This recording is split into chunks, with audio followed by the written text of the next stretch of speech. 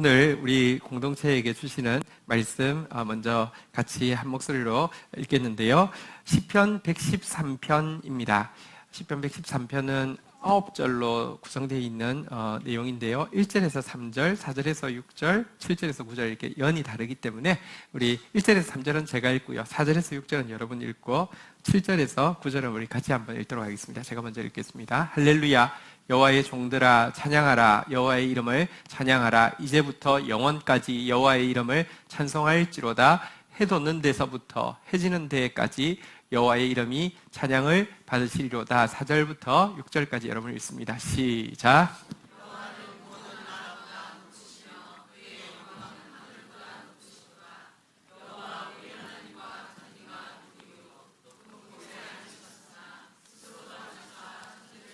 칠 7절부터 9절까지 우리 같이 한 목소리로 읽도록 하겠습니다. 시작. 가난한 자를 먼지 더미에서 일으키시며 궁핍한 자를 거름더미에서 들어세워 지도자들 곧 그의 백성의 지도자들과 함께 세우시며 또 임신하지 못하던 여자를 집에 살게 하사 자녀들을 즐겁게 하는 어머니가 되게 하시는도다. 할렐루야. 아멘. 네. 가을이 진짜 되었습니다. 너무 날씨 좋죠. 조금 지나면 이제 코스모스가 막 필 겁니다. 그리고 코스모스가 이쁘긴 한데 코스모스가 막 같이 쫙 펴 있는 모습 보면 너무 좋잖아요, 그죠? 어디가 코스모스가 많이 펴 있습니까? 구리 가는 길에도 있고요. 혹시 더 이렇게 많이 펴 있는 데 있습니까? 제가 사진을 좀 보여드리려고 하는데 그것도 좋지만 차원이 다르게 꽃이 피어 있는 사진을 좀 보여드릴게요. 한번 사진 보시죠. 자, 우리 사진 이게 너무 희미하게 나오긴 했네요. 저도 다 꽃입니다. 예, 뒤에는 되게 선명한데, 자, 이 정도 있는데 가서 그죠? 그 다음 한번 사진 볼까요? 그리고 그 다음 사진도 보여주시죠. 이 정도 있는데 가서 사진을 좀 찍어야지, 그죠?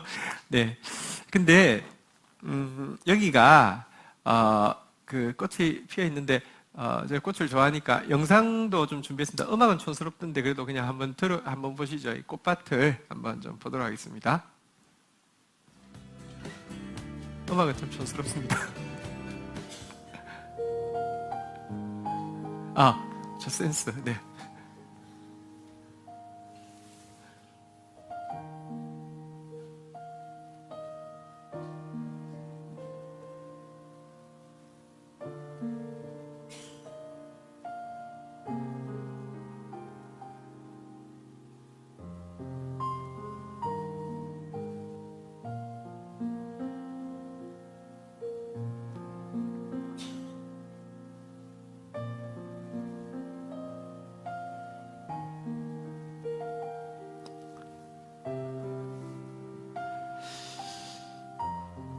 네, 사진 멈춰주시죠. 네네.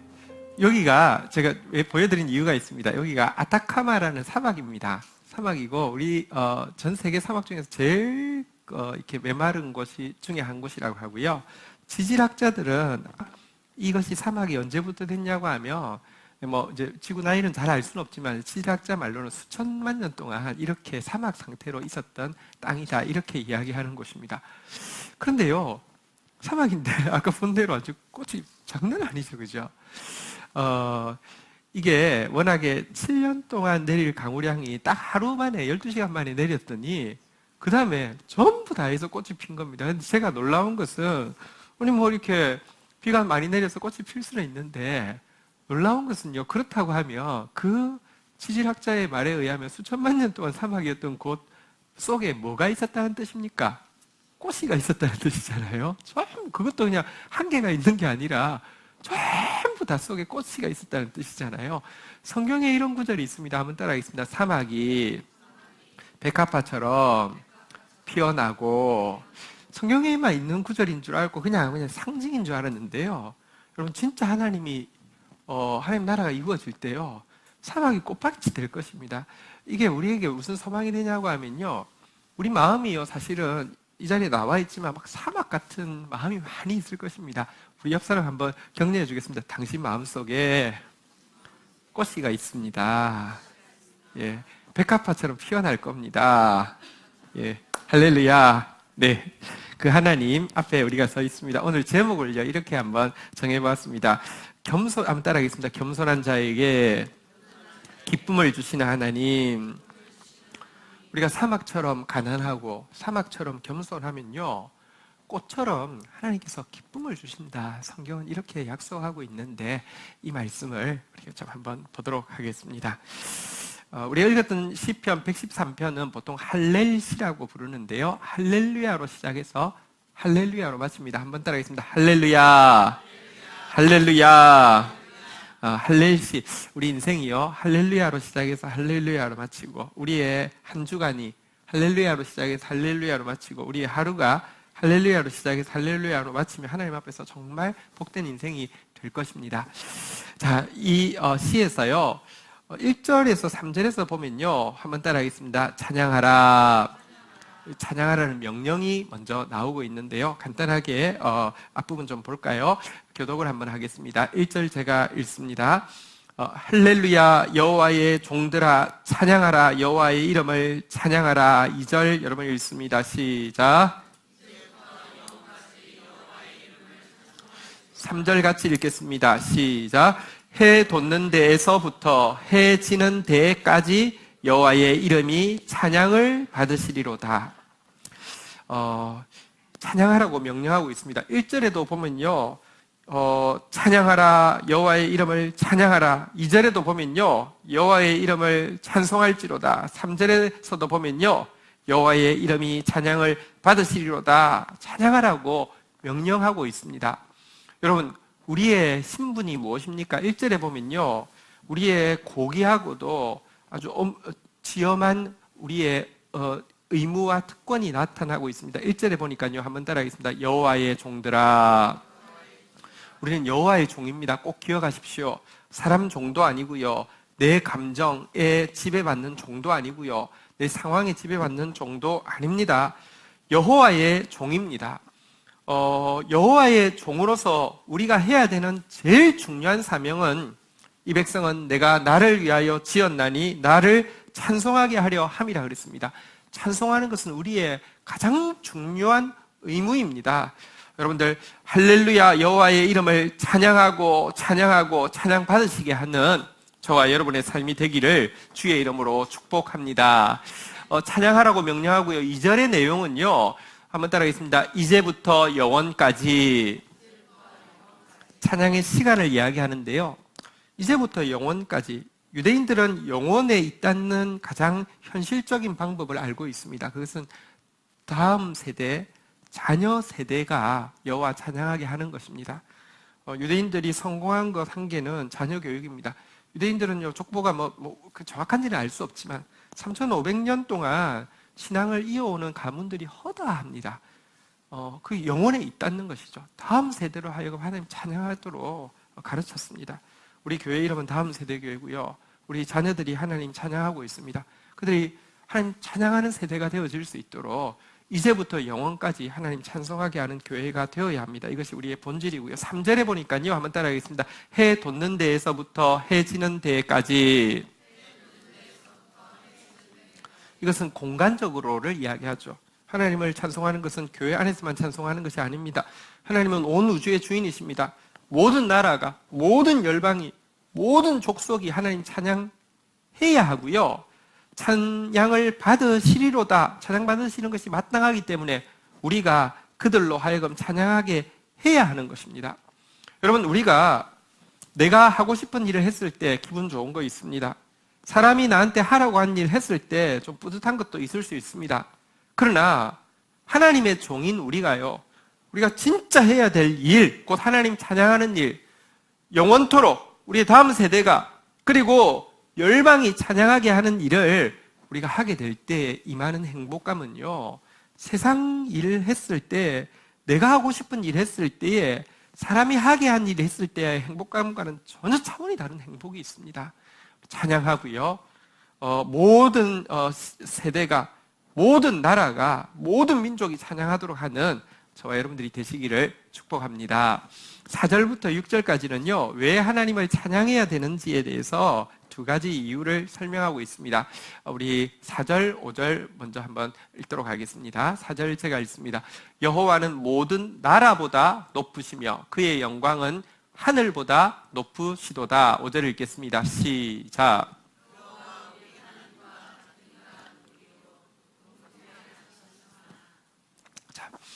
우리가 하나님 찬양해야 되는 첫 번째 이유는 하나님은 높으시기 때문입니다. 4절에 보니까요, 모든 나라보다 높으시다고 그랬는데 정확한 뜻은 나라라기보다는 나라의 주권자를 이야기합니다. 어떤 권세자, 아무리 힘 있는 권세자, 트럼프, 비교도 안 됩니다. 어떤 권세자보다 높으시다는 말씀이고요. 그의 영광은 하늘보다 높다고 그랬는데 이 하늘이라는 것은요, 우주 만물, 삼라만상 모든 존재를 이야기하는 것입니다. 하나님은 어떤 권세보다 높고 하나님은 어떤 존재보다 높다라고 이야기하고 있습니다. 우리 5절에 보니까요, 한번 따라하겠습니다. 우리 하나님과 같은 이가 누구리요? 아무도 없습니다. 아무도 없어야 되고요. 아무도 없는 게 맞습니다. 하나님 같은 권세, 하나님 같은 존재는 없습니다. 이것이 우리가 하나님 찬양해야 하는 이유입니다. 여러분, 먼저 우리로 하여금 하나님 같은 분이 없게 만드십시오. 많은 신자에게 하나님은요, 자기 사장님보다 못한 분이 되거나 돈보다 못한 분이 되어 있습니다. 여러분, 돈보다 권세가 약하고 사장님 존재보다 덜 무서운 그런 하나님으로 되어 있습니다. 아닙니다. 하나님은요, 모든 권세 위에, 모든 존재 위에 유일하게 높으신 분입니다. 이게 고백되어질 때 찬양이 나올 수밖에 없습니다. 이 고백이 회복되기를 주의 이름으로 축원드립니다. 우리는요, 또한 하나님이 높다고 고백할 때도 한 가지 전제 조건을 달고 높다고 이야기합니다. 하나님 높으십니다. 힘있게 찬양하는 사람들은 보편적으로 어떤 상태냐고 하면 컨디션 좋을 때입니다. 내가 잘하고 있을 때는 하나님이 능력이 있는 것 같고요. 내가 컨디션이 좋을 때는 하나님이 역사하시는 것 같고요. 내가 내 생각대로 일이 착착착착 진행되어질 때는요, 하나님이 영광 받으시는 것 같은 느낌이 듭니다. 그러나 반대로 내가 잘하고 있지 못할 때, 내 컨디션이 엉망일 때, 내 생각의 프로세스가 일이 막 엉키기 시작할 때는요, 하나님 역사하시고 있어? 그래, 하나님 역사하신다 해도 너무 무능해서요, 한계가 너무 뚜렷하고요. 아니, 심지어 신앙생활을 굉장히 오래 한 사람도요, 내가 좀 안 좋으면요, 하나님 살아계신가? 이렇게까지 생각할 정도로요, 하나님이 높은데 나하고 연동되어서 내가 높으면 하나님도 높은 거라고 자꾸 생각합니다. 나하고 아무 상관없이 하나님이 높으십니다. 그래야지만 내가 가장 약할 때에도 하나님을 찬양할 수 있습니다. 한 헌신자들 수양회에서 어떤 사역자가 하나님 앞에 이렇게 부르짖고 있었습니다. 절규하고 있었습니다. 주님, 죄인에 대한 주님의 사랑의 마음을 주옵소서. 그들의 죄로 인하여 이 아파하는 나의 주의 찢어진 마음을 주옵소서.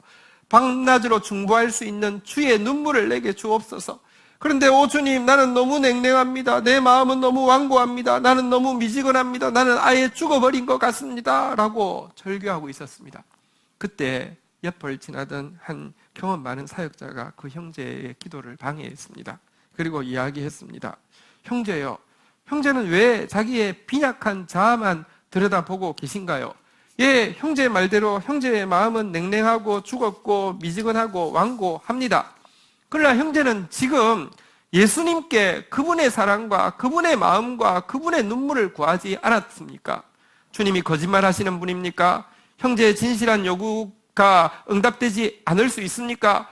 그런데 어째서 형제는 주님에게서 눈을 돌려 자기 마음만 보고 탄식하고 있나요? 이렇게 충고해 주었습니다. 맞습니다. 보시면 정말 정확합니다. 우리는요, 하나님 높으시다고 해도요, 나랑 연동되어서 높습니다. 내가 지금 안 좋으면 하나님도 안 좋아야 되는 겁니다. 그렇지 않습니다. 하나님은 우리와 아무 상관없이 그분은 정말 높으십니다. 다시 한번 따라하겠습니다. 우리 하나님과 같은 이가 누구리요? 있습니까? 없습니까? 없습니다. 없어야 합니다. 이래야지만 우리가 찬양할 수 있습니다. 이 시간, 예배드리는 이 시간, 여러분 앞에 하나님보다 힘 있는 권세, 하나님보다 높은 존재가, 우월한 존재가 없어지는 축복이 여러분에게 임하기를 주의 이름으로 축원드립니다. 하나님을 찬양하는 첫 번째 이유는 하나님이 높으셔서입니다. 그런데요, 높으실 뿐 아니라 높은 곳에 앉으셨지만 하나님을 찬양하는 두 번째 이유가 6절에 나오고 있습니다. 6절 같이 한번 읽도록 하겠습니다. 읽겠습니다. 시작. 스스로 낮추사 천지를 살피시고. 하나님 정말 높으신데 또 동시에 스스로를 낮추셨습니다. 이게 놀라운 신비입니다. 여러분들, 세상의 우상들은 전부 다 큽니다. 세상의 권력은 갈수록 더 점층적으로 더 커지기를 원합니다. 근데 하나님은요, 진짜 크시고 진짜 높으신데 스스로를 낮추셔서 천지 가운데 임하시고 천지 가운데 오셔서 보고 계신다, 이렇게 이야기하고 있습니다.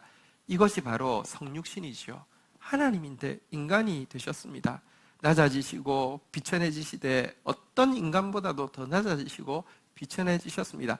왜냐고 하면요, 이것은요, 죄인인 우리가 감히 하나님을 찬양할 수 있게 하기 위함입니다.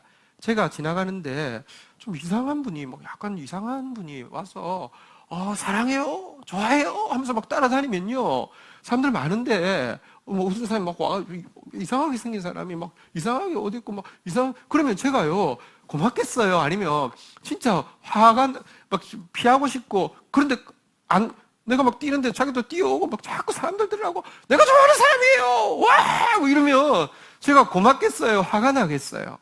우리가요, 하나님 찬양하는 게 하나님께 영광되지 않습니다. 워낙은 우리는 너무 이상하거든요. 너무 죄인이거든요. 그런데 주님께서 친히 격을 낮추어 우리 속에 들어오심으로 말미암아 우리가 그분을 찬양할 수 있도록 은혜를 베풀어 주신 것입니다. 하나님께서 이처럼 겸손한 이 스스로 낮아지신 것에 대해서 성경 이사야서 57장 15절에 보면 이렇게 하나님의 이 두 가지 높으심과 낮아지심에 대해서 이렇게 말씀하고 있습니다. 같이 한번 읽도록 하겠습니다. 읽겠습니다. 시작. 존귀하며 영원히 거하시며 거룩하다 이름하시는 이가 이와 같이 말씀하시되 내가 높고 거룩한 곳에 있으며 또한 통회하고 마음이 겸손한 자와 함께 있나니 이는 겸손한 자의 영을 소생시키시며 통회하는 자의 마음을 소생시키려 함이라. 여기 보니까 하나님이 계신 곳 두 군데가 있습니다. 하나님 어떤 분이십니까? 지극히 존귀하고 영원히 거하시며 거룩하다 이름하는 이이십니다. 그런데요, 이분이요, 한번 따라하겠습니다. 높고 거룩한 곳. 그건 너무 당연한 것입니다. 마땅한 것입니다. 그런데 동시에요, 한번 따라하겠습니다. 통회하고 마음이 겸손한 자와 함께 있나니, 제일 밑바닥에 정말 가슴을 찢는 자리에, 진짜 비천한 자리에, 겸손한 자리에 함께 한다고 이야기하십니다. 왜 함께 하십니까? 여기 보니까 이유가 있습니다. 이는 한번 따라하겠습니다. 겸손한 자의 영을 뭐 시킨다고요? 통회하는 자의 마음을 뭐 시킨다고요? 겸손한 자, 통회하는 자의 영을, 마음을 소생시키시는 것, 다시 살아나게 하기 위해서 그들 가운데 오신다, 이렇게 이야기하고 있습니다. 여러분, 마음이 살아나는 게 중요합니다. 영혼이 소생되어지는 게 중요합니다. 하나님 앞에 나왔습니다. 무엇을 기대하십니까? 한번 따라하겠습니다. 주여, 내 영혼을 소생시키소서, 내 마음을 소생시키소서. 이게 하나님만 주실 수 있는 선물입니다. 영혼이 소생되어져야 합니다. 마음이 소생되어져야 합니다. 그런데요, 하나님은 겸손하기만 하면, 통회하기만 하면 소생시키신다고 이야기합니다. 영혼이 살아있는 사람의 가장 현저한 증상이 무엇일까요? 진짜 마음이 소생된 사람에게서 나타나는 반응이 무엇일까요? 이사야서 29장 19절에 보면 이런 약속이 있습니다. 놀라운 약속입니다. 같이 한번 읽도록 하겠습니다. 시작. 겸손한 자에게 여호와로 말미암아 기쁨이 더하겠고 살아남 중 가난한 자가 이스라엘의 거룩하신 이로 말미암아 즐거워하리니. 하나님이요, 소생시키신다는 게 무엇이냐? 하나님이 겸손한 자에게 임재하신다, 가난한 자에게 임재하신다는 게 무엇이냐? 겸손한 자에게는 여호와로 말미암는 기쁨이 더하게 돼 있다는 것입니다. 가난한 사람에게는요, 거룩하신 이로 말미암는 즐거움이 임하게 하시겠다는 것입니다. 여러분들, 우리의 영혼에 기쁨이 있고 즐거움이 있으면 이게 영혼이 소생된 것입니다. 오늘 이 시간 한번 따라하겠습니다. 주여 기쁨을 주옵소서, 즐거움을 주옵소서. 이게 우리의 영혼이 살아나 있는 증세입니다. 그리고 이 기쁨과 즐거움이 있어야지 결국은요, 우리에게 주어진 사명을 감당하고요, 우리의 종국인 하나님 앞에서 신령한 집으로 완성되어질 수 있습니다. 근데 하나님 약속하셨습니다. 겸손하기만 하면, 가난하기만 하면 우리 마음에 이 기쁨과 즐거움을 주신다고 약속하셨습니다. 여러분, 인도가 전반적으로 더럽지만 인도 도시 중에서 제일 더러운 도시가 캘커타라는 도시랍니다. 옛날 이름은 콜카타인데요. 이곳이 마더 테레사 수녀께서 이렇게 평생 사역한 곳이고요. 혹시 우리 저 나이 때나 저 이상 나이 때는 아는데 시티 오브 조이라는 영화가 있었습니다. 그 영화의 배경이 되는 도시가 바로 이 캘커타입니다. 아주 더럽습니다. 근데 이게 요즘 시대가 아니라요, 지금으로부터 200년도 훨씬 전이었으면 얼마나 더러웠을까요? 1793년도에 이곳에 도착해서 평생 이곳에서 사역한 한 분이 계십니다. 누구냐고 하면 윌리엄 캐리라는 선교사님이십니다. 정말 현대적 개념의 선교를 처음으로 하신 분이 윌리엄 캐리입니다. 1793년도에 캘커타에 도착했는데요, 1794년, 다시 말하면 1년 만에 아들이 그곳에서 죽었습니다. 아내가 도로시인데요, 이 도로시 이 여사가 그곳에서 정신병이 발병해서요, 14년간 정신질환을 앓다가 죽게 되었습니다.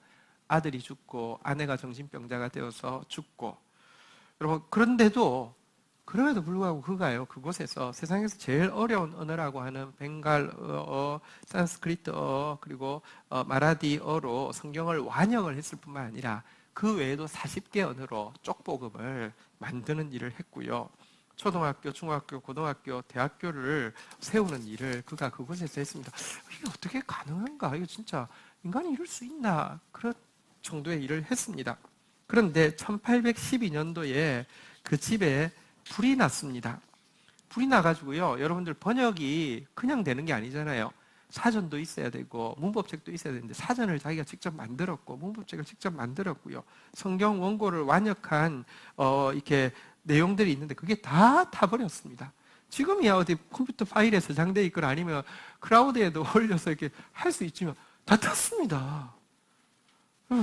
어떤 마음일까요? 이건 진짜 어떻게 해야 할까요? 저는 사실 매달 마감을 할 때 GT 원고 그렇게 많지는 않습니다. 어쨌든 한 60일치 원고니까 컴퓨터 원고지로 치면 A4지로 치면 한 3, 40매 그 정도밖에 안 됩니다. 근데요, 제가 그런 생각 하거든요. 제 컴퓨터 안에 이 원고가 마감이 됐는데 내가 어디 실수로 컴퓨터를 잃어버렸는데 그걸 가진 사람이 나한테 전화해서 1억 줘야지 컴퓨터 준다고 하면 내가 과연 1억 주고 그 컴퓨터를 찾아올까 생각할 때마다 이상한 생각을 하죠.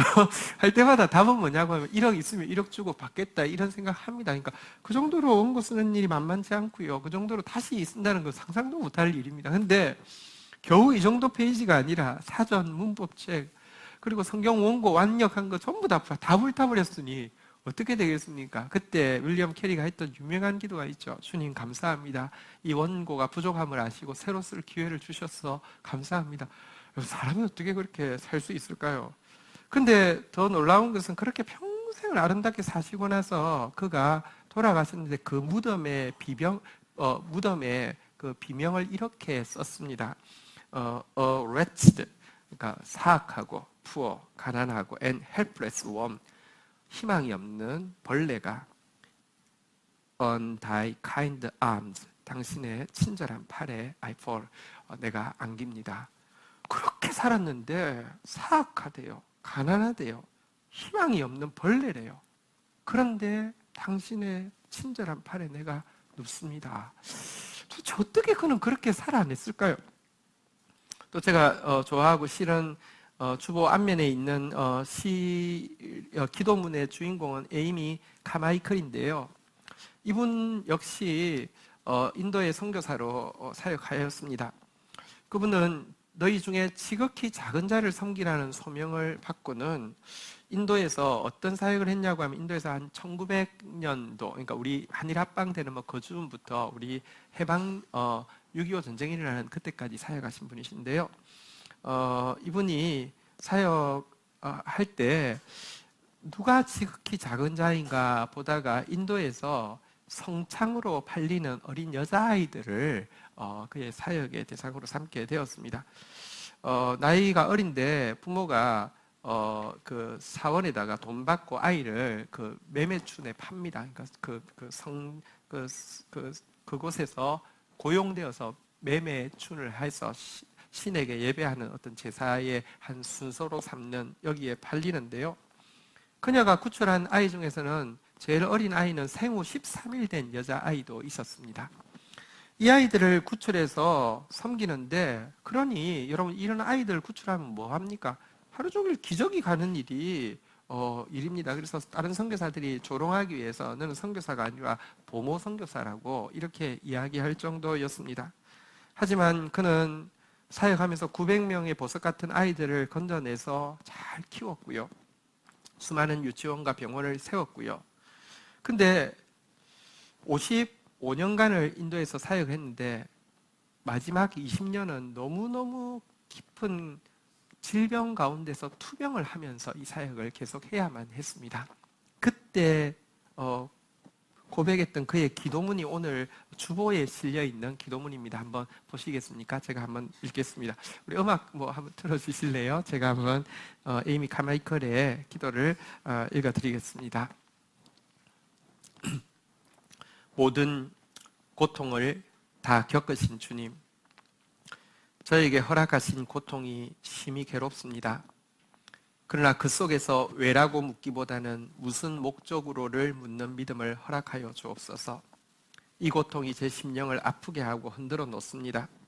그러나 이 고통이 내 속에 숨겨진 죄를 튀어나오게 하고 주님의 사랑으로 온전히 용서받고 수술되게 하여 주옵소서. 고통의 포장지로 쌓아놓은 주님의 뜻을 알고자 하오니 주님, 이 고통을 통해 주님의 음성을 듣기 원합니다. 당신의 뜻을 구체적이고 분명하게 말씀하여 주옵소서. 주님, 불어오는 시련의 거센 바람이 멈추기 전에 당신의 고요 속에 머무르는 지혜를 먼저 배우게 해주소서. 주님, 이 고통이 사라지기 전에 당신을 노래 부르는 것을 먼저 가르쳐 주옵소서. 오 사랑의 주님, 나로 하여금 증명할 기회를 가지게 하소서. 모든 것을 가능케 하시는 주님의 사랑을 말입니다. 승리는 항상 당신의 것입니다. 그럼 어떻게 이런 기도를 그 20년간 이어지는 투병 가운데서 할 수 있었을까요? 그러면서도 그의 사역을 완성할 수 있었을까요? 그 이유는요, 그들이 워낙에 천성적으로 윌리엄 캐리나 에이미 카마이클 같은 분은 천성적으로 천사야. 천성적으로 인내심이 강해.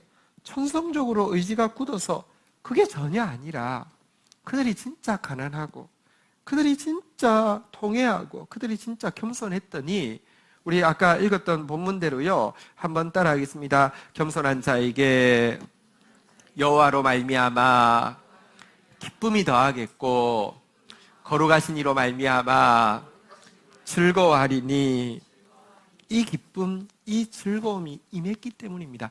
여러분 믿으셔도 됩니다.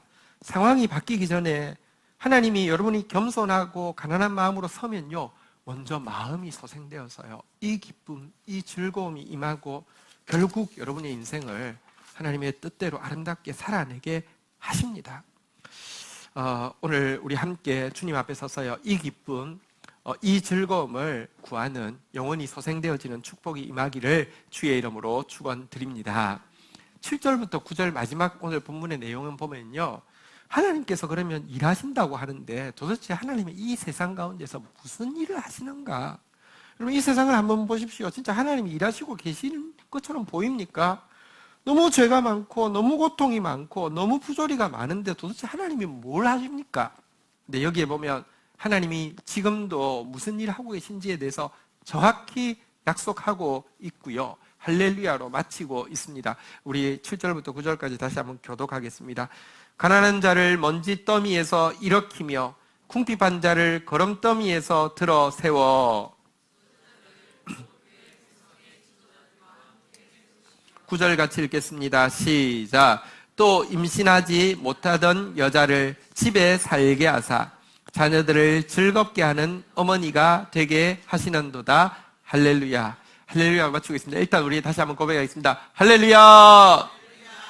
여기에 하나님이 일하시는 일이 있는데요. 두 부류의 사람에게 대표적으로 일하신다고 이야기하는데 7절 한번 보시죠. 7절. 가난한 자를 어디에서 일으키신다고요? 궁핍한 자를 어디에서 들어 세우신다고요?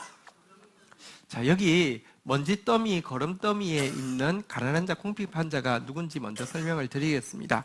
이스라엘의 당시에 이 시가 쓰여질 때 당시에 가난한 사람은 낮에도 고민이지만 밤에 잘 데가 없다는 게 너무 고민입니다. 너무 춥습니다. 얼어 죽습니다. 근데 얼어 죽지 않을 좋은 곳이 있습니다. 뭐냐고 하면 거름더미입니다. 거름더미는요, 여러분, 안에가 발효하고 있기 때문에 따뜻한 거 아십니까? 이렇게 시골에서 자란 분 아무도 없으세요? 그럼 거름을 퇴비를 이렇게 여러 가지 지푸라기에 똥이나 이런 거 같이 섞어두면요, 안에 열이 납니다.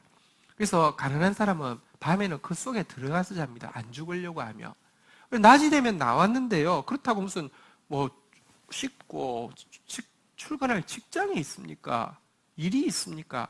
낮 되면 그냥 이제 햇살 안에 앉아 있습니다. 그러면요, 거름더미에서 묻혀 나온 이것이요, 낮이 되면요, 하나하나 말라가지고요, 먼지더미가 되는 것입니다. 그래서 진짜 가난한 한 사람인데요. 또 9절에 보니까 또 하나의 가난한 사람이 나옵니다. 임신하지 못하던 자를 어디 살게 하신다고요? 우리 9절 한번 볼까요? 9절에 보니까요, 임신하지 못하던 여자를 어디 살게 하신다고요? 집에 살게 하신다. 그 말은 임신하지 못하던 여자가 집에 살았다, 못 살았다? 못 살았다는 뜻이죠. 이게 무슨 말인지 좀 설명드리겠습니다. 이스라엘에 지금 구약 신약과 이렇게 딱히 그렇게 의미는 연관시킬 수 있지만 그렇게 딱 연결되는 건 아닙니다. 이스라엘에서는 영혼에 있다는 한 구약적인 방법으로 자녀를 되게 강조했습니다. 우리가 본받을 수 있는 것은 자녀 양육, 또 우리의 믿음의 자녀들이 신앙 안에 설 수 있도록 다음 세대에 세우는 것에 대해서 온 마음을 드리는 것은요, 그들로 하여금 자녀하게 하는 것은 우리 의무입니다. 근데 어쨌든 구약적으로 그들은 자녀 낳는 것에 대해서 굉장히 많이 강조했기 때문에 만약에 아내가 임신을 하지 못했을 경우에는 이혼을 하는 것을 당연하게 생각하는 경우도 있었고요. 이혼을 하지 않는다 할지라도 새로운 아내를 얻는 것도 당연한 것으로 여기고 있었습니다.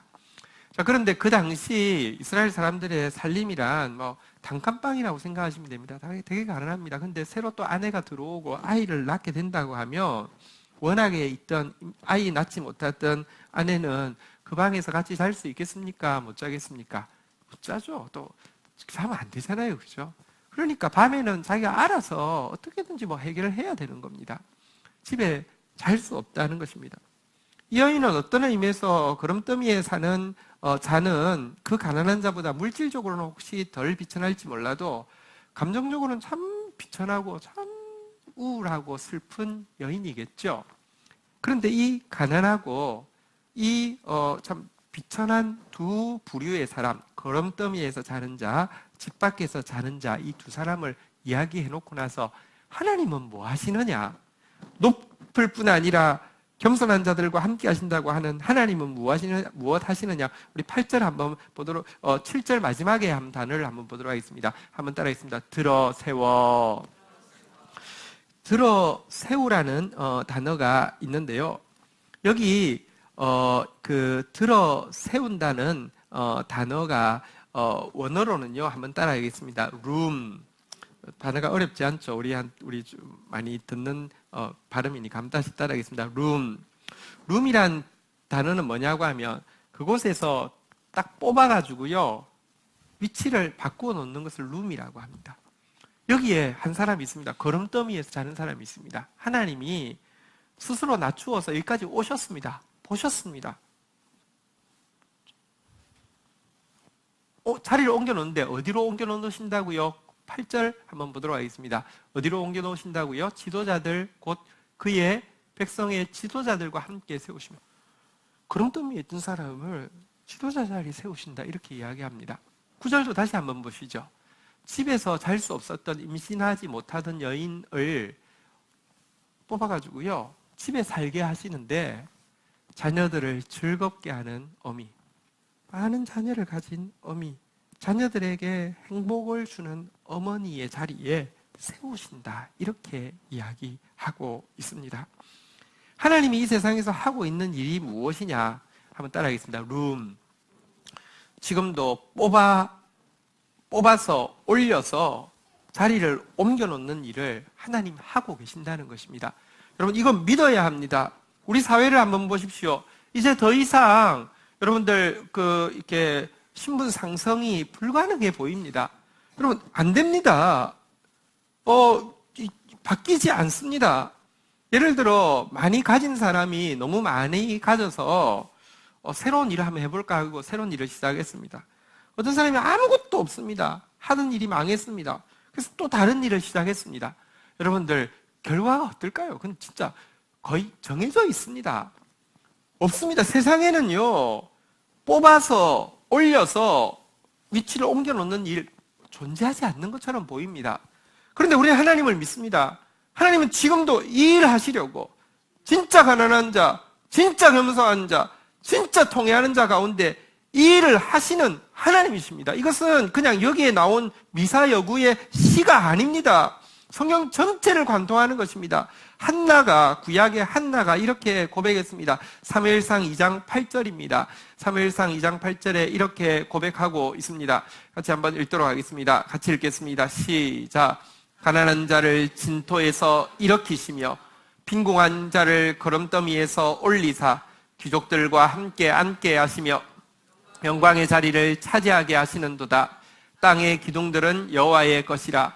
여호와께서 세계를 그것들 위에 세우셨다.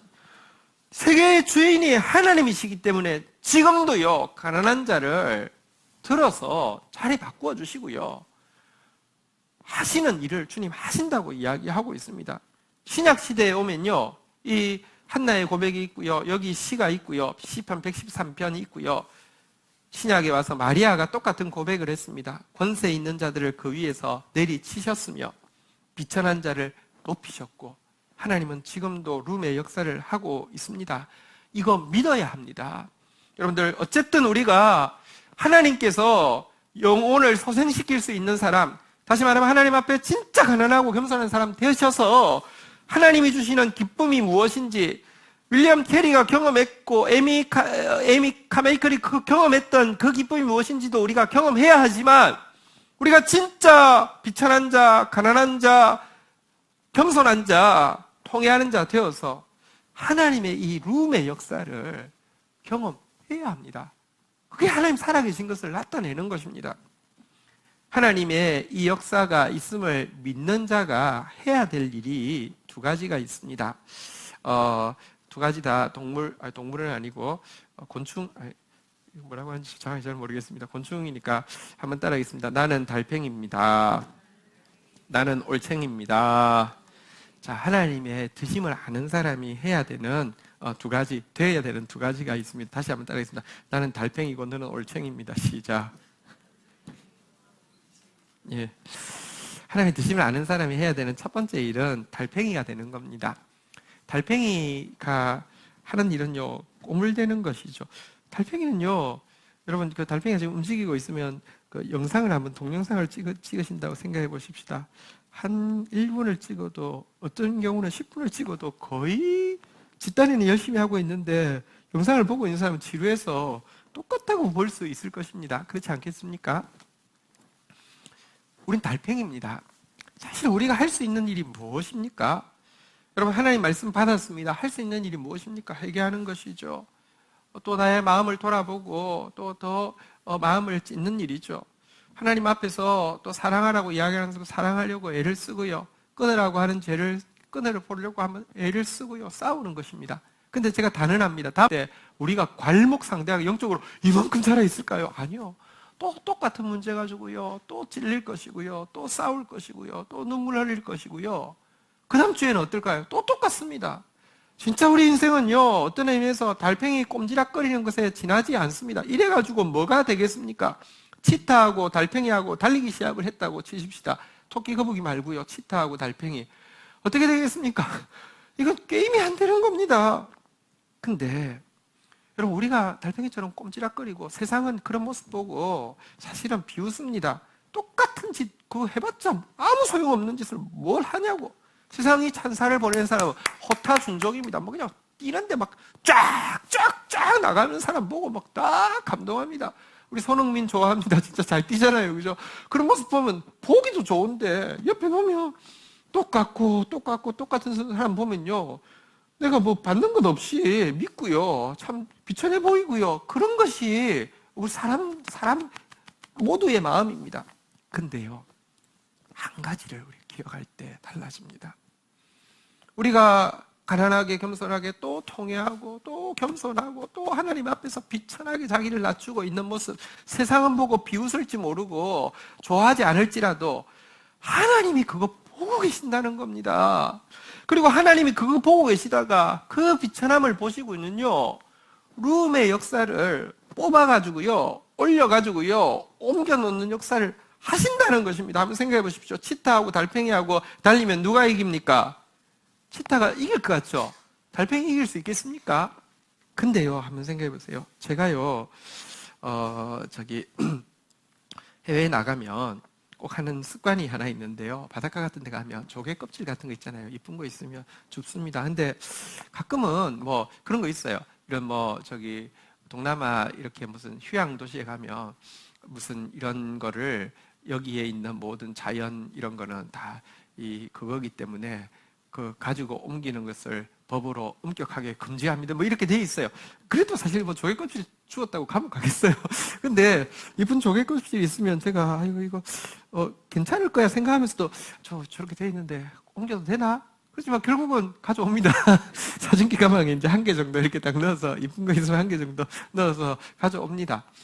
자, 근데요, 만약에 제가 갔는데 달팽이 한 마리를 봤는데 이게 지금 치타하고 달리기를 하고 있는데 근데 제가 이제 달팽이를 본 거예요. 치타는 아예 안 보여서 치타를 못 봤어요.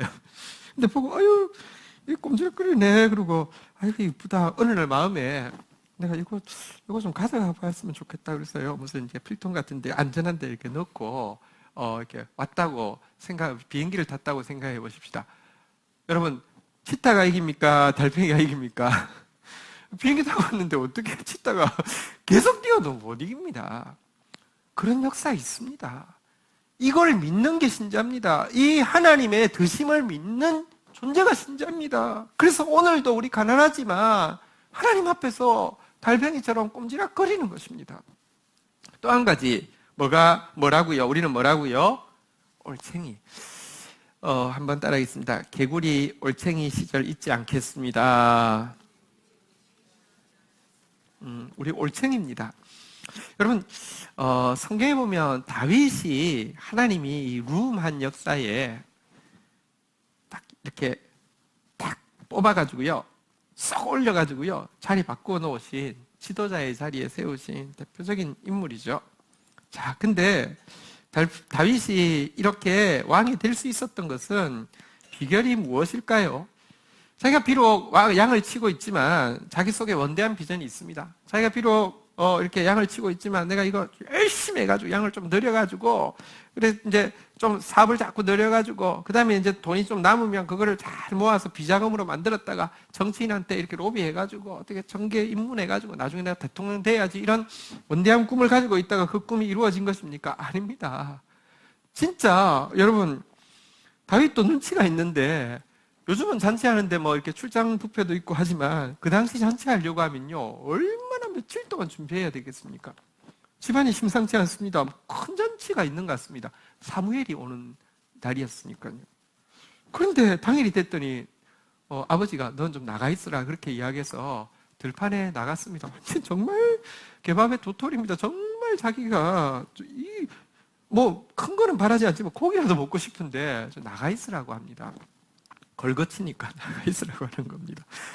근데요, 그 들판에서요, 여호와는 나의 목자시니 내가 부족함이 없습니다 하고 막 신나서 노래하고 있던 그를요, 하나님이, 아버지도 인정하지 않던 그를 하나님이 그 꼼지락거리는 모습 보시고는요, 얘 봐라, 얘 꼼지락거리네 하고, 요 달팽이 요거 한번 비행기 태워야지 그래가지고요, 왕의 자리에 옮겨 놓으신 것입니다. 그런데요, 왕의 자리에 딱 오니까 그래도 하나님 생각하는 마음이 있으니까 자기는 백향목궁에 거하는데 하나님의 법궤가, 언약궤가, 말씀이 천막에 있는 게 막 못내 마음에 좀 걸려서 끙끙 앓다가 나단 선지자에게 이야기하죠. 내가 하나님 위해서 집을 한 개 지어드리면 안 되겠습니까? 나단 선지자가 상식적으로 생각할 때 너무 좋은 이야기니까 그렇게 하시라고, 하나님 기뻐하실 거라고 하고 기분 좋게 나오는데, 하나님이요, 다른 종교하고 다릅니다. 정말 다릅니다. 나단에게 바로 나타나셨습니다. 돌아가라고, 가서 짓지 말라고 이야기하라고 하면서 내 말 전하라고, 이 말 전하라고 이렇게 이야기했습니다. 무엇을 전하게 하셨습니까? 사무엘상 2장 8절입니다. 사무엘상 2장 8절 같이 읽을까요? 같이 읽겠습니다. 죄송합니다. 사무엘하 7장 8절입니다. 같이 한번 읽도록 하겠습니다. 같이 읽겠습니다. 시작.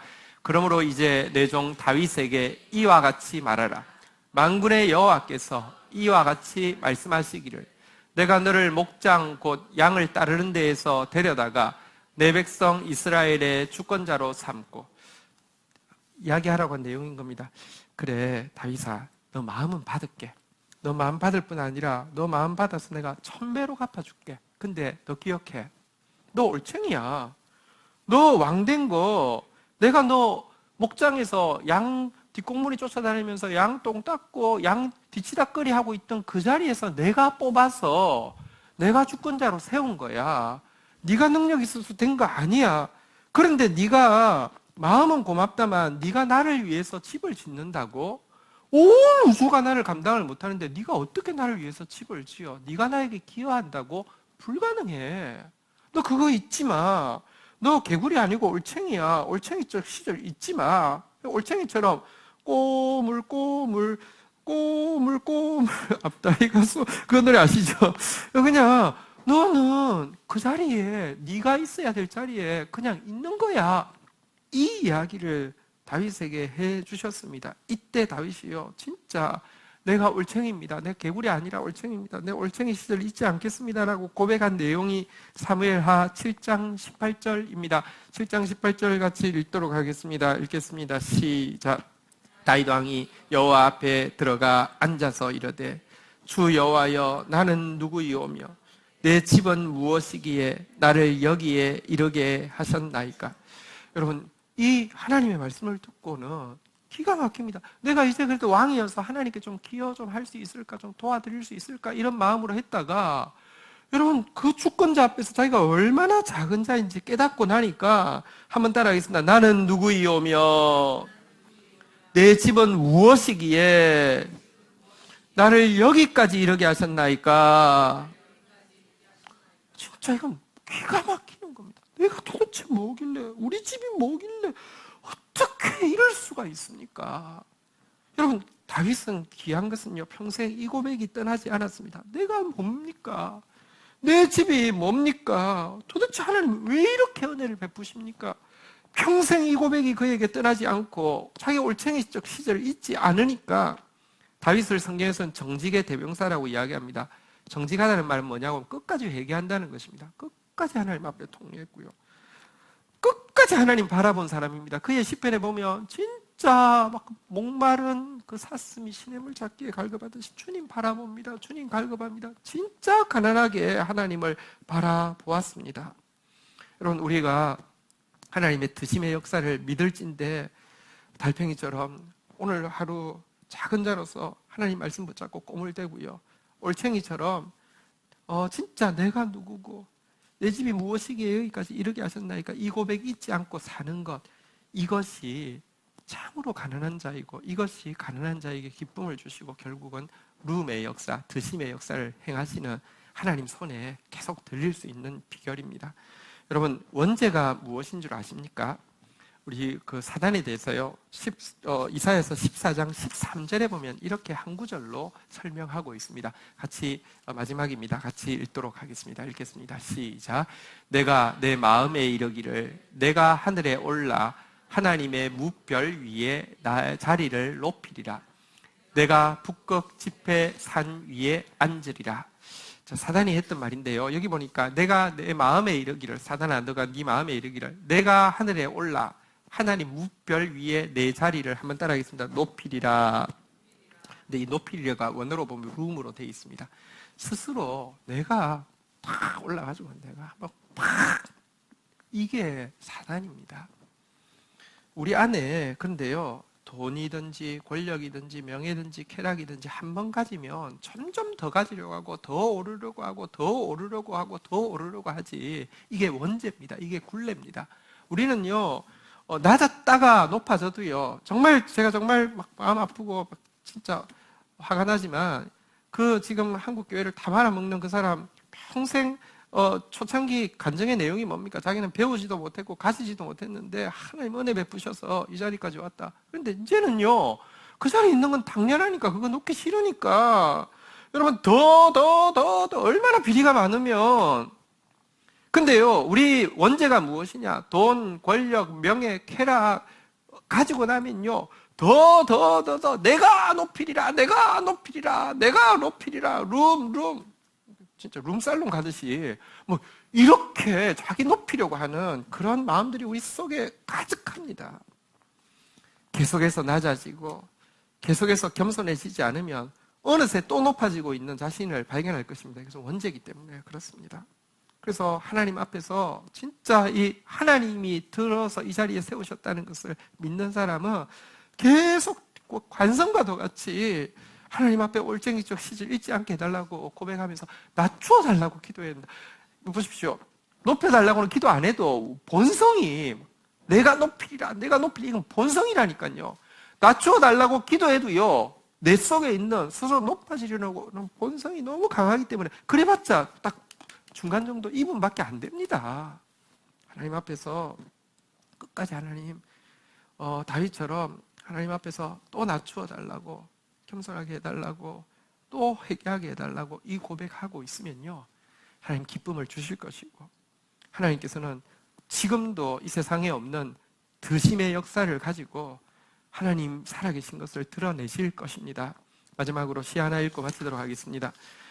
같은 캘커타, 우리 그 윌리엄 캐리가 사역했던 바로 그 캘커타에서 사역했던, 평생 사역했던 마더 테레사 수녀의 기도입니다. 제가 한번 읽어드리겠습니다. 마지막 시니까 음악 좀 들어주세요. 자, 우리 한번 마지막으로 읽도록 하겠습니다.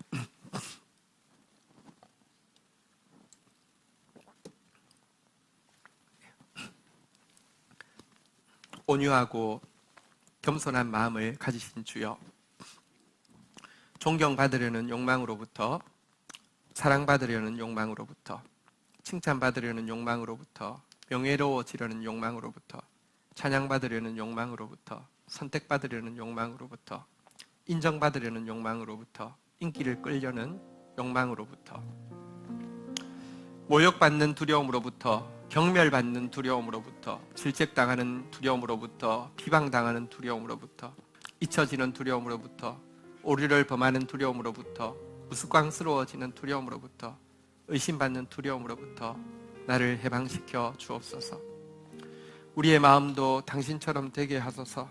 나보다 다른 사람이 더 사랑받게 하시고, 나보다 다른 사람이 더 존경받게 하옵고, 세상의 여론에서 다른 사람들이 높여지고 나는 낮춰지게 하소서. 오 주여, 이것을 갈구하는 영광을 저에게 내려 주옵소서. 나는 젖혀두고 다른 사람들이 선택받게 하시고, 나는 눈에 띄지 않고 다른 사람들이 찬양받게 하시고, 모든 일에서 나보다 다른 사람들을 택하여 주시고, 내가 승스러워지려고 하는 것만큼 나보다 다른 사람을 더 승스럽게 하여 주소서. 아멘.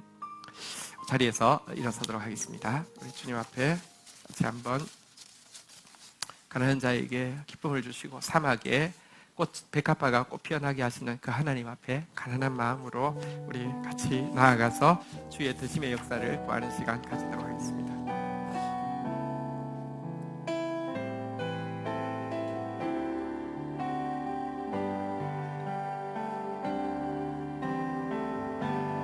나의 약함을 들어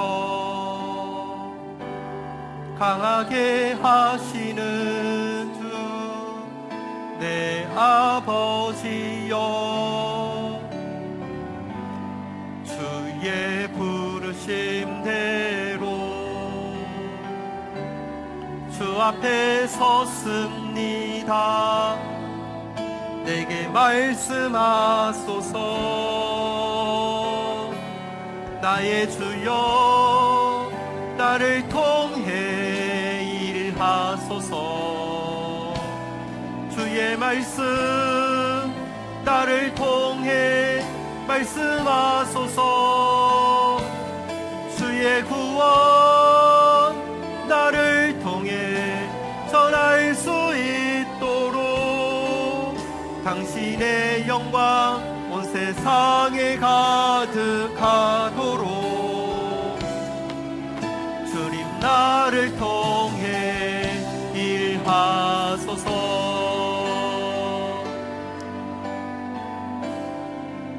작고 작은 내 모습, 작고 작은 내 모습 강하신 능력으로 채워주소서. 주가 명하신 대로 주께서 가라신 곳 지금 가겠나이다. 나의 주여, 나를 통해 보이소서. 살아계신 주의 구원, 주의 능력을 주님 사랑 나를 통해 섬길 수 있도록 당신의 형상 나를 통해 회복하도록 주님 나를 통해 보일. 나의 주여, 나의 주여, 나를 통해 일하소서. 주의 말씀 나를 통해 말씀하소서. 주의 구원 나를 통해 전할 수 있도록 당신의 영광 온 세상에 가득하도록 주님 나를 통해 나의 주여, 나의 주여, 나를 통해 보이소서. 살아계신 주의 구원, 주의 능력을 주님 사랑 나를 통해 섬길 수 있도록 당신의 형상 나를 통해 회복하도록 주님 나를 통해 보이소서. 우리 시간 같이 찬양 기도하며 나가도록 하겠습니다. 하나님, 내 인생의 시작과 끝이 할렐루야가 되게 하여 주옵소서. 내 하루의 시작과 끝이 할렐루야가 되어지게 하여 주옵소서. 이번 한 주간의 시작과 끝이 할렐루야가 되어지게 하여 주시옵소서. 하나님, 당신의 높으심을 무엇과 비교할 수 없는 당신의 높으심을 찬양하게 하여 주시고, 하나님, 나 같은 자 위하여서 기꺼이 낮아주셔서 나의 찬양을 받아주시는 그 하나님, 나와 함께 하시는 하나님에 대해서 가장 높이 찬양하는 한 주간 되어지게 하여 주시옵소서. 우리 다 함께 주님을 찬양하는 기도로 나가도록 하겠습니다. 기도하시겠습니다. 주여, 주여, 주여,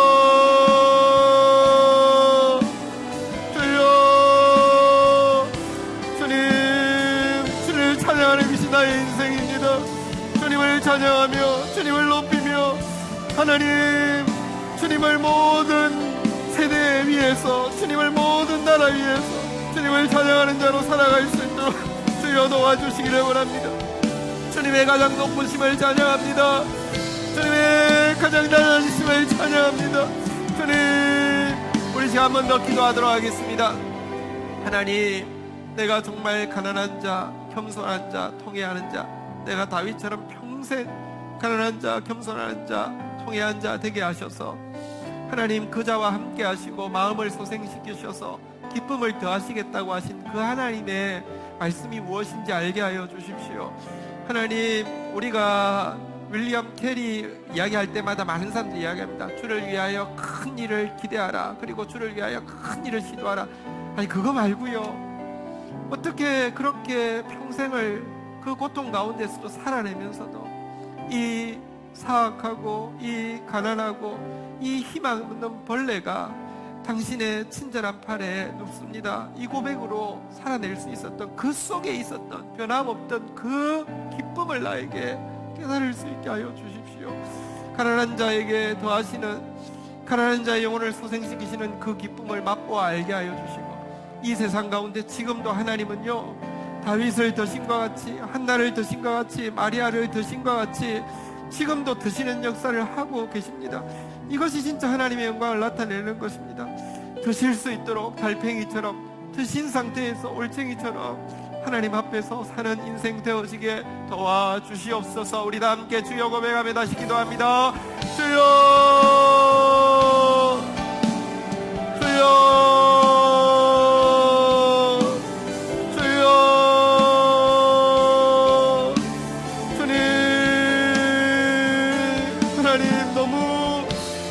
하지만 하나님, 비천한 자에게 함께 하시겠다고 하신 주의 약속을 의지하고 비천한 자의 마음을 소생시키겠다고 하신 주의 약속을 의지하오니 가난한 자에게 도와시겠다고 한 그 기쁨이 무엇인지 맛보아 알 수 있도록 주의 성도들 가운데 기쁨을 뿌리소서, 기쁨을 뿌리소서, 기쁨을 놓아소서, 즐겁게 하여 주옵소서. 하나님, 지금도 아버지 작은 자를 들어서 일하시겠다고 하여 주신 주님의 약속을 믿습니다. 지금도 룸의 역사를 믿습니다. 하나님, 지금도 뜨심의 역사를 믿습니다. 하나님, 주님의 뼈에 들림받을 수 있는 달팽이처럼 오늘도 말씀 붙잡고 꼼지락거리는 인생 되어지게 하여 주시며, 하나님 드신 자리에서 하나님, 내가 아버지 하나님이여 누구이오며 내 집이 무엇이기에 여기까지 이르게 하셨나이까 고백하며 더 낮아지기 위하여서, 더 아버지 하나님이여 작아지기 위하여서 몸부림치는 저희들 되어지게 인도하여 주옵소서. 함께 마음 모으겠습니다. 나라를 위하여, 교회를 위하여, 열방을 위하여, 구원받을 한 영혼, 치유받을 한 영혼 위하여, 미래 교회의 주역이 될 영혼들로 하나님 찬양할 다음 세대들을 위하여. 하나님, 감사합니다. 오늘 저희들이 참 가난하고 비천한 마음, 사막과 강야 같은 마음으로 주님 앞에 나왔다가 사막을 꼭 피어나게 하실 수 있는 하나님, 가난한 자에게 찾아오셔서 마음을 소생시키시는 하나님, 그리고 그런 자 들어서 하나님 지금도 영광 받으시는 하나님을 알려주셔서 감사합니다. 우리 각 개인이 또 우리 공동체가 그런 하나님 눈에 보이는 그런 겸손한 자, 가난한 자, 통회하는 자의 공동체가 되어지게 하여 주옵소서. 너무 비천하지만 오늘도 하나님 말씀 붙잡고 달팽이처럼 꼼지락거리게 하여 주시고, 하나님 주님 세워주신 그 자리에서도 우리가 누구이고 있기에, 우리가 무엇이기에 여기까지 이르게 하셨나이까, 우리의 자리를 잊지 아니하는 올챙이 같은 하나님의 자녀들로 서게 도와주시옵소서. 그래야 세상이 볼 수 없는 기쁨을 보고 세상이 볼 수 없는 하나님의 구원의 역사를 보여주는 하나님의 사람들 되게 하여 주옵소서. 예수 그리스도의 이름으로 기도 올립니다. 아멘. 네, 우리 주보 광고 중에서요, 10월달 수요 사경에 여러분들 한번 초청합니다. 수요 사경이 좋긴 한데 수중 예배 오는 거가 너무 이렇게 도전 안 해보신 분들, 너무 겁을 먹는 분들이 계셔서요, 한번 도전해 보시라고 이번에 주제가 성도가 묻고 성경이 답하다라는 주제로 지금 이제 질문들을 받고 있습니다. 뭐 명품은 사도 되나요? 아주 좋은 질문입니다. 어쨌든 그런 질문들 이렇게 제출해 주시면 다음 주까지 해서 받고요. 그 다음 주부터 이제 카테고리 정리해가지고 10월 한 달 동안 여러분들 질문과 함께 하나님 앞에 나가는 시간 가집니다. 많이 참여해 주시면 좋겠습니다. 교회에서 보이게 보이지 않게 수고하는 손길들 많습니다. 이번 달에 우리 안내팀, 관리팀, 새가족부 식사하거나 또 시간이 안 되신 분들 선물 간단하게 하도록 하겠습니다. 교회 위해서 수고하시는 지체들 우리 감사 박수 하도록 하겠습니다. 네, 자리에서 일어서시겠습니다. 우리 한번 서로 얼굴 보시면서 한번 인사하시겠습니다. 우리 다 주님 안에서 가족입니다. 좌우 보시면서 한번 인사하시겠습니다. 네, 반갑습니다. 네, 너는 달팽이, 나는 올챙이. 자, 축도하도록 하겠습니다. 우리 축도할 때 오늘 또 새로 오신 가족들이 계셔요. 그래서 우리 박수로 환영하겠습니다. 잘하셨습니다. 고맙습니다. 네, 새 가족부에서 뵐 수 있으면 좋겠습니다. 저희들 축도할 때 눈 뜨고 축복을 받습니다. 성경대로 그렇게 하겠습니다. 여호와는 내게 복을 주시며 너를 지키시기를 원하며 여호와는 그 얼굴을 내게 비추사 은혜 주시기를 원하며 여호와는 그 얼굴을 내게로 향하여 드사 평강 주시기를 원하노라. 주 예수 그리스도의 은혜와 하나님 아버지의 사랑과 성령의 교통하심이 너희 무리와 함께 계실지어다. 아멘. 감사합니다.